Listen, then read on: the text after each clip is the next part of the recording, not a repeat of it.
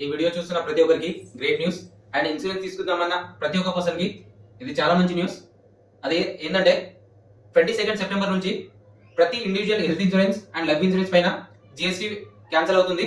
ఈ విషయాన్ని మన ఫైనాన్షియల్ మినిస్టర్ అయిన నిర్మలా సీతారామన్ గారు నిన్ననే ప్రకటించడం జరిగింది.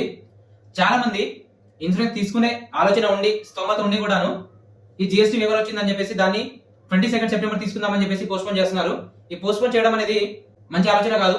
ఎందుకంటే యాక్సిడెంట్స్ కానీ హెల్త్ ఇష్యూస్ కానీ ఏదైనా డెత్ కానీ మనకి అనుకోని రావు. కాబట్టి ఇన్సూరెన్స్ తీసుకునే స్తోమత ఉంటే ఇమీడియట్ గా తీసుకోండి. లేదు అంత స్తోమత లేదు అంటే 22 సెప్టెంబర్ వరకు ఆగండి. ఓకే, స్తోమత ఉన్న వాళ్ళు మాత్రం ఇమీడియట్ గా ఇన్సూరెన్స్ తీసుకోండి. దీనివల్ల మీరు సెక్యూర్ గా ఉంటారు, మీ ఫ్యామిలీ సెక్యూర్ గా ఉంటుంది, మీకు ఫ్యూచర్ వచ్చే లాసెస్ సెక్యూర్ గా ఉంటాయి. సో ఈ రోజు ఇన్సూరెన్స్ తీసుకోండి, మీ ఫ్యామిలీని సెక్యూర్ చేసుకోండి. Insurance is the first, GST waiver is the secondary. And ఈ ఇన్ఫర్మేషన్ మీకు వర్తి అనిపిస్తే follow and subscribe the channel.